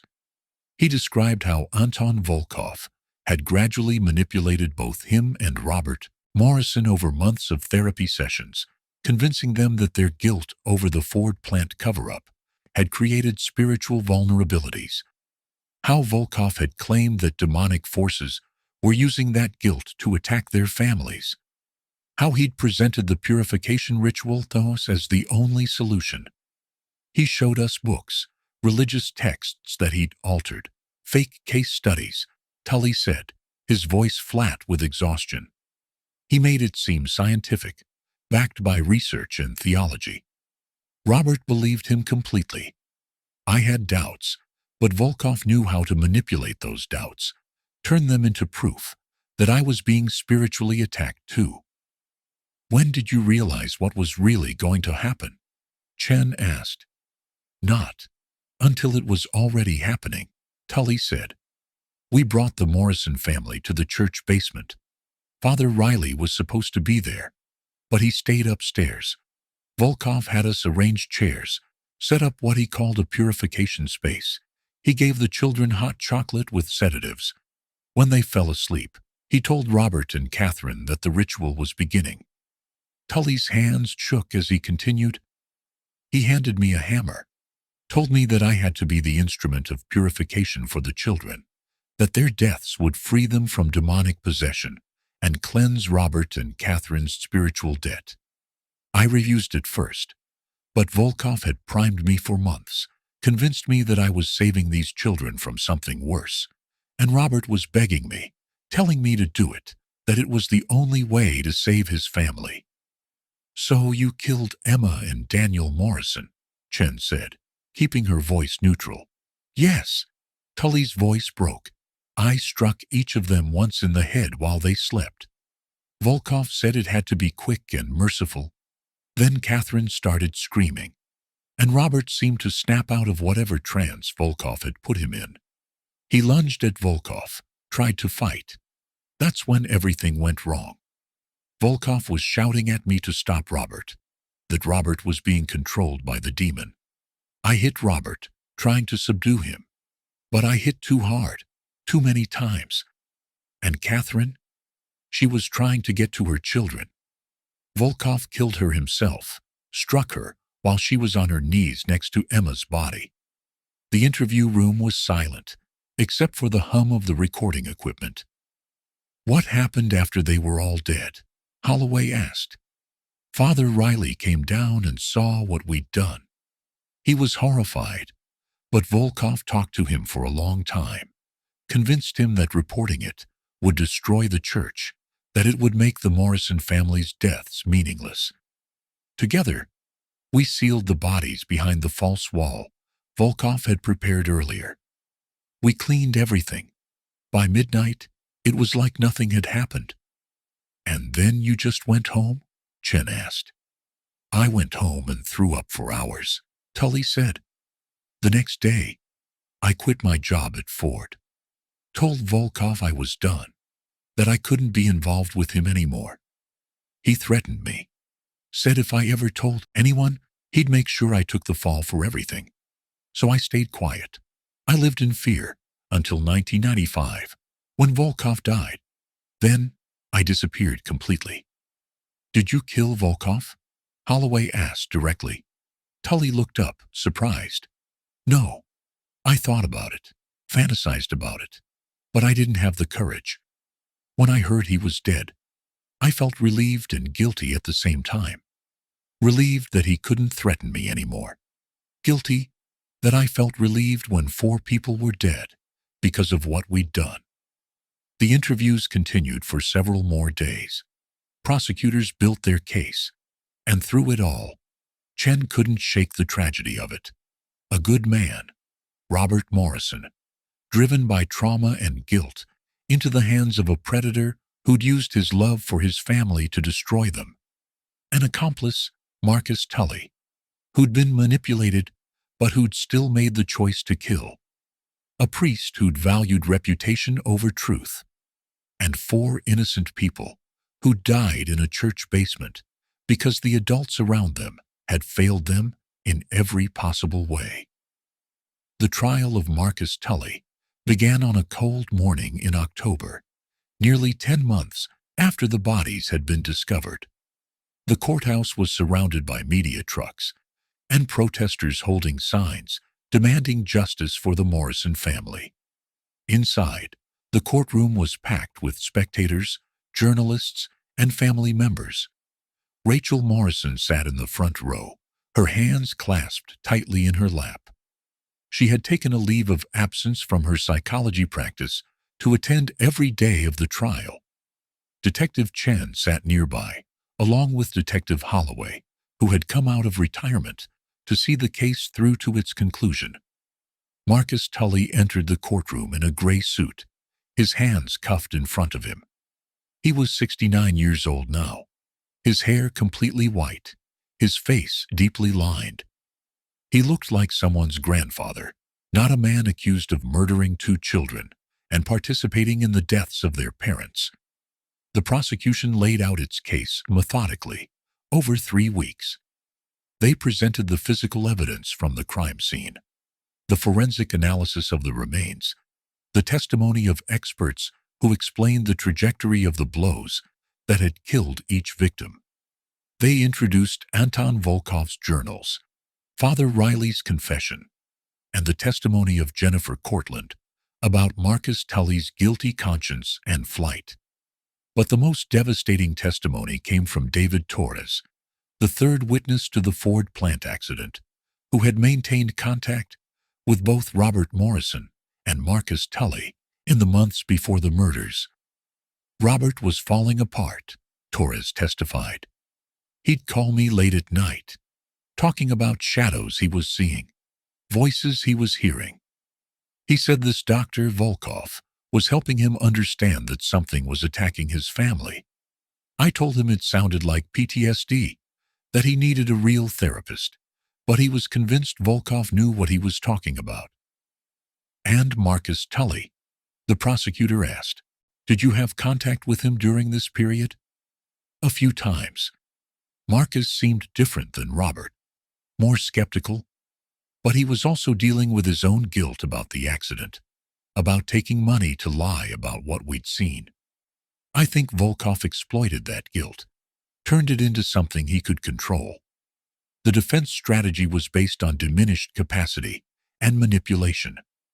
Tully's lawyers argued that he had been psychologically coerced by Volkov, that his judgment had been impaired by his own untreated trauma, and that he genuinely believed he was participating in a therapeutic intervention rather than murders.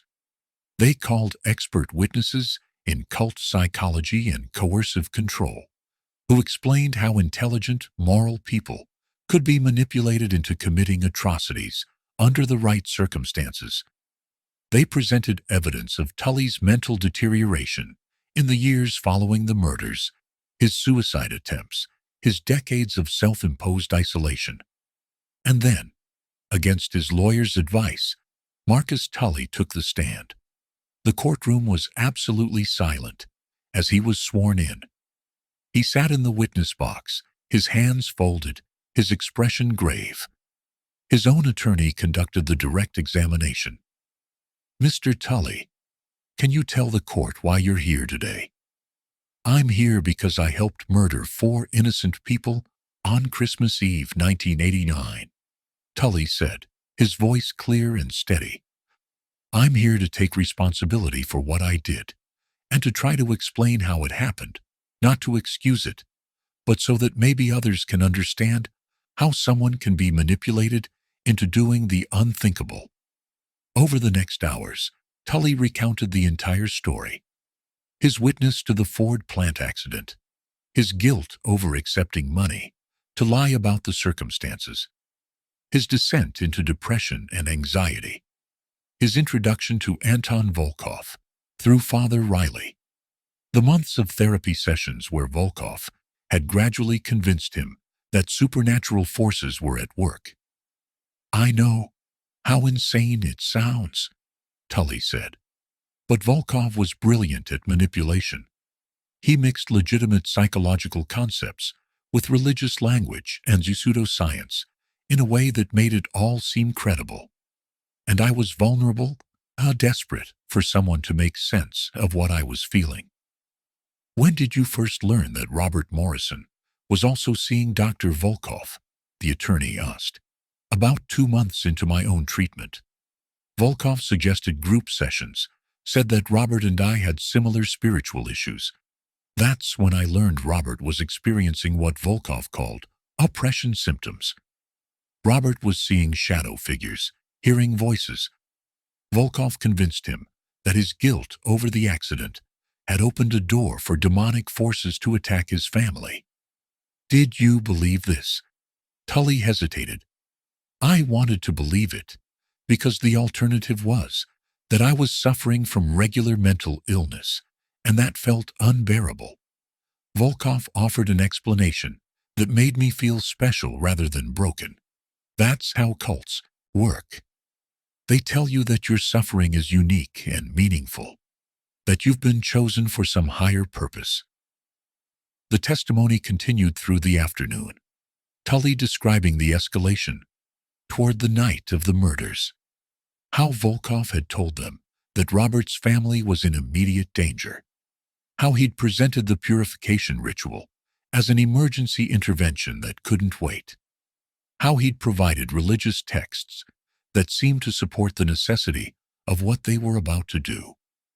"On Christmas Eve, Volkov called me and said we had to act that night," Tully testified. "He said the demonic forces were reaching a critical point, that if we didn't intervene immediately, something terrible would happen to the Morrison family. He convinced Robert to bring his wife and children to the church basement under the pretense of a special healing session." Rachel Morrison sat forward in her seat, her knuckles white as she gripped the armrest. This was the moment she'd been waiting for, the explanation of how her uncle had been convinced to walk his family into a death trap.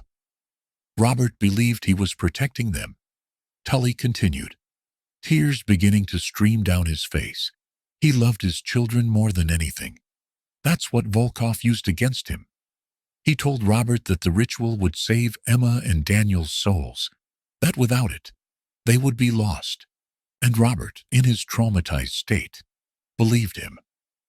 "Take us through what happened in the church basement," the attorney said quietly. Tully took a shaky breath. We arranged chairs in a circle. Volkov had set up what he called a purification space with religious symbols and candles. Catherine Morrison was frightened. I could see that. But Robert kept reassuring her that everything would be fine. The children were excited, thought they were going to see something special.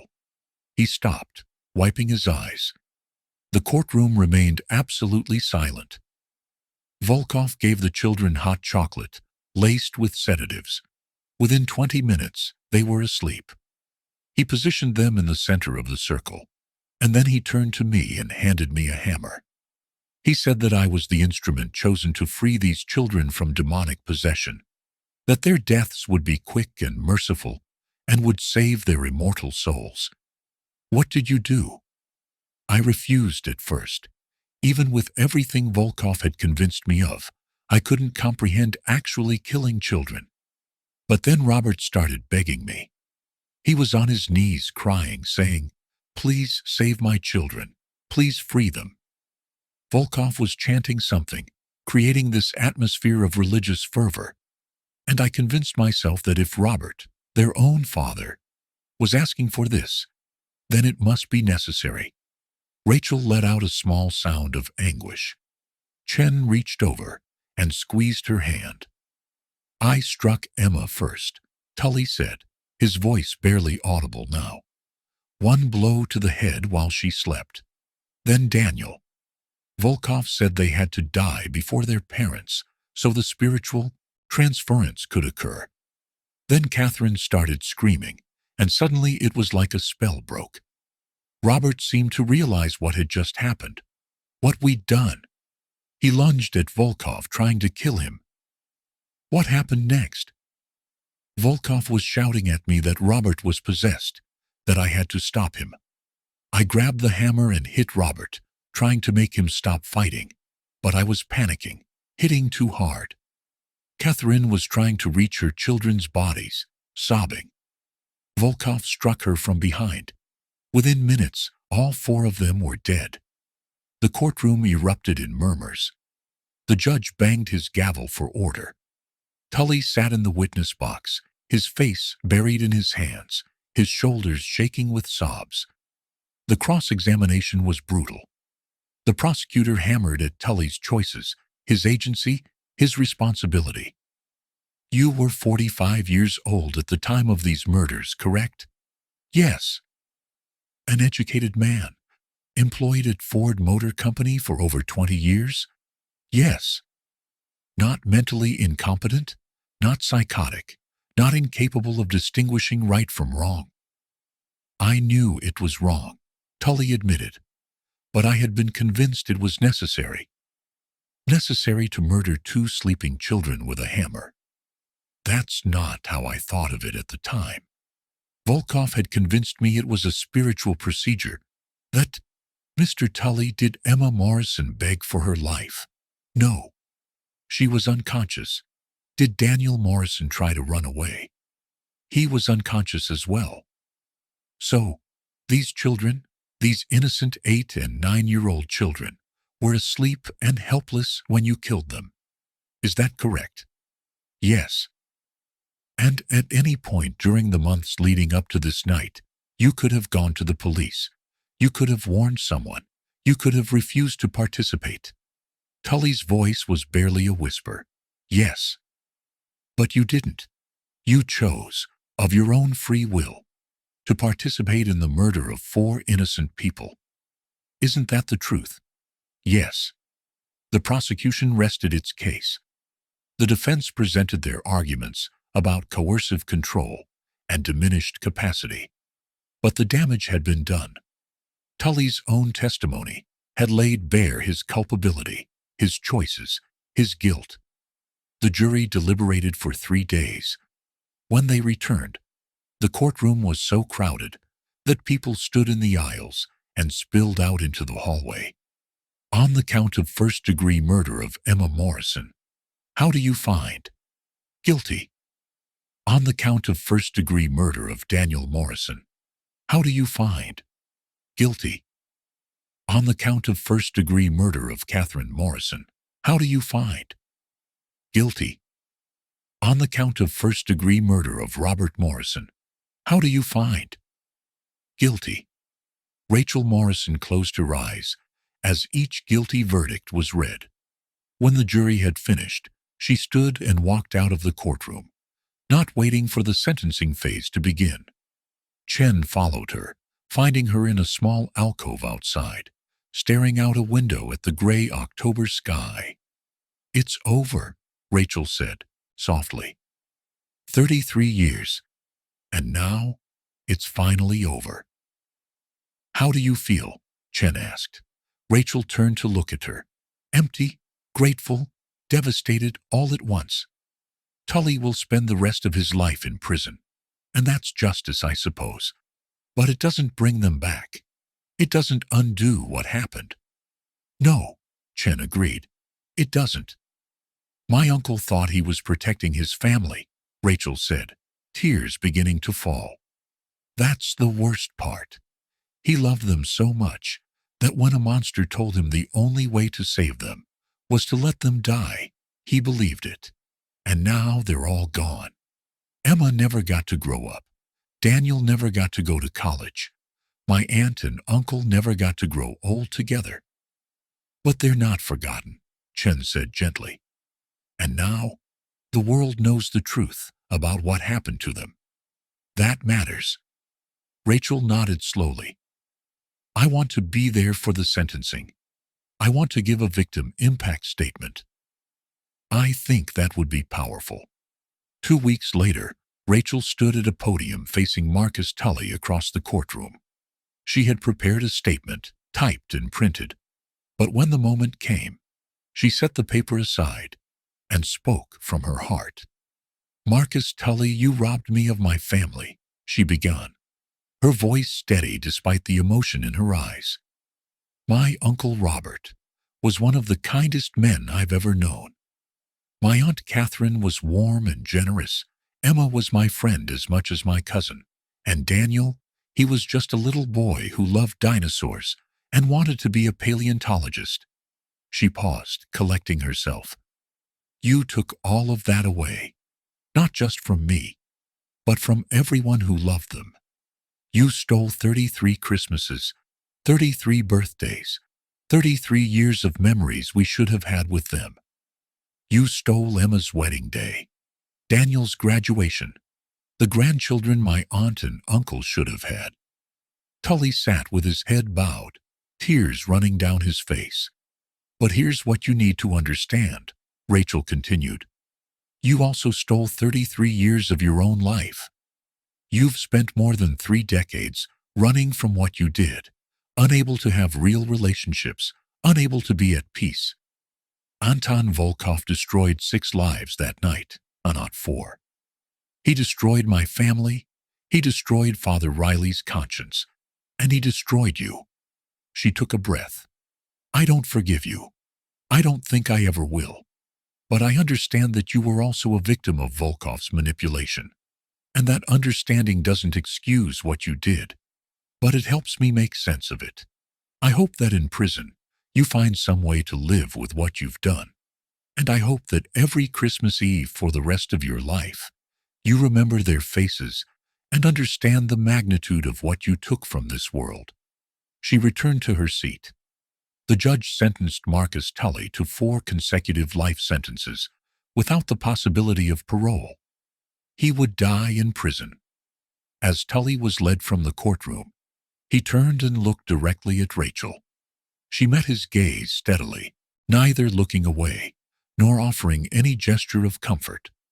After a long moment, Tully nodded slightly, as if accepting her judgment, and then he was gone. Outside the courthouse, Chen found Rachel standing on the steps, looking out at the city. The October wind was cold, pulling leaves from the trees and sending them skittering across the pavement. "What happens now?" Rachel asked. "Now you grieve," Chen said. "Properly, finally, with answers. And then you heal." "Do you think people can really heal from something like this?" "I think people are stronger than they know," Chen said. "And I think your family would want you to live a full life. not to be defined by how they died. Rachel smiled sadly. Emma used to say she wanted to be a doctor. Help people. I became a psychologist partly because of her.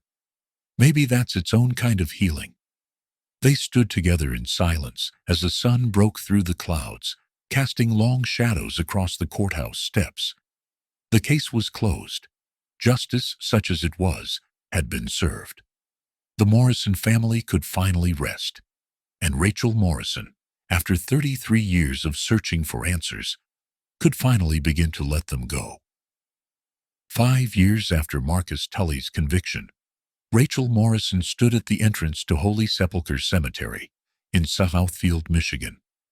The December sun was weak and pale, barely warming the frozen ground. She carried a wreath of holly and evergreen, its red berries bright against the winter landscape. She walked through the cemetery slowly, her breath misting in the cold air, until she reached a large granite monument. The Morrison family had finally been laid to rest together in 2023. After years of legal proceedings and forensic analysis had been completed, the headstone bore 4 names: Robert Morrison, Catherine Morrison, Emma Morrison, Daniel Morrison. Beneath their names was a simple inscription: "Together forever, loved always." Rachel placed the wreath at the base of the monument and stood silently for a long moment. 5 years of therapy, 5 years of processing, 5 years of learning to live with the answers she'd sought for so long. "Merry Christmas, Uncle Robert," she said softly. "Aunt Catherine, Emma, Daniel, I'm sorry it took so long to bring you home." She had visited the cemetery many times since the burial, but Christmas was always the hardest. This would have been the 38th anniversary of their disappearance, but instead, it was the 5th anniversary of finally knowing the truth. The case had changed her in ways both profound and subtle. She had written a book about it, examining the psychology of coercive control and how vulnerable people could be manipulated into committing atrocities. It had become required reading in several criminal psychology programs. She'd also started a foundation in Emma's name, providing support for families of missing persons and funding research into cult manipulation and recovery. Detective Sarah Chen had been promoted to lieutenant and now ran the cold case division for Dearborn Heights. She and Rachel had remained friends, meeting occasionally for coffee to discuss cases or simply to talk. The Morrison investigation had changed Chen too, making her more aware of how evil could hide behind ordinary faces, how crimes could remain hidden for decades until the right person asked the right questions. Detective Holloway had passed away the previous year, finally at peace, knowing the case that had haunted him for 3 decades had been solved. At his funeral, his family had displayed photographs from throughout his career, and prominently featured was a picture of the Morrison family, a reminder of the case that had defined his life's work. Marcus Tully remained in prison, serving his 4 consecutive life sentences. Rachel had never visited him, never written to him. Though he had sent her several letters over the years, she had never opened them. Some bridges, she believed, should remain burned. The church where the murders had occurred, St. Benedict's, had been demolished 6 months after the trial concluded. The archdiocese had erected a memorial garden in its place, with a plaque commemorating the Morrison family and acknowledging the church's failure to protect them. It was a small gesture, inadequate in the face of such profound loss, but it was something. As Rachel stood in the cemetery, snow began to fall, soft flakes drifting down to settle on the headstone. She thought about her Uncle Robert, how his desire to protect his family had been twisted into the weapon that destroyed them. She thought about Emma and Daniel, children who had trusted the adults around them and been betrayed by that trust. And she thought about Catherine, a mother who had died trying to reach her children's bodies, her last moments consumed by grief and horror. But she also thought about the happy memories, the ones that had sustained her through the decades of not knowing. Christmas mornings when Emma and Daniel had been small, tearing into presents with wild enthusiasm. Summer barbecues in Robert and Catherine's backyard. The way her uncle had always worn silly ties and made terrible jokes. The way her aunt had baked cookies that were slightly burned but filled with love. Those memories were real too. They existed alongside the horror of how the story had ended, and Rachel had learned that she could hold both truths in her mind at once. Her family had been loved and happy and good, and they had died in a terrible, senseless way. Both things were true. "I hope you're at peace," Rachel whispered to the headstone. "I hope, wherever you are, you're together. And I hope you know that you were loved, that you're still loved, that you always will be." She turned to leave, then paused and looked back one more time. "And, Uncle Robert," she added, "what happened wasn't your fault. Volkov manipulated you. He used your love against you. I hope you've forgiven yourself because I have." As she walked back through the cemetery toward her car, Rachel felt lighter somehow, as if a weight she'd been carrying for years had finally been lifted. The grief would never disappear entirely. She would always mourn what had been lost, but it no longer consumed her. She had found answers, she had found justice, and she had found a way to honor her family's memory by helping others who were searching for their own lost loved ones. The snow fell more heavily now, covering the cemetery in a blanket of white, fresh and clean. By tomorrow, it would hide the footprints Rachel had left, erasing the evidence that she'd been here. But the love would remain, and the memory, and the truth that had taken 33 years to uncover. In her car, Rachel sat for a moment with the engine running, warm air beginning to chase away the cold. Her phone buzzed with a text from Detective Chen. "Thinking of you today. Coffee later this week?" Rachel smiled and typed back, "I'd like that." She put the car in gear and drove away from the cemetery, heading back toward her life, her work, her future. The Morrison family's story had finally been told. Their deaths had been explained. Their killer had been brought to justice. And Rachel Morrison, the 14-year-old girl who had lost her family on Christmas Eve 1989, had become a woman who understood that some wounds never fully healed, but that people could learn to carry their scars with grace, that the search for truth mattered, even when that truth was painful. That justice, however delayed, still meant something. As she drove through the snowy December afternoon, past houses decorated with Christmas lights and families preparing for the holiday, Rachel thought about how many people would gather around their tables that evening, safe and warm and together. She thought about how fragile that safety was, how quickly it could be shattered by evil, disguised as help.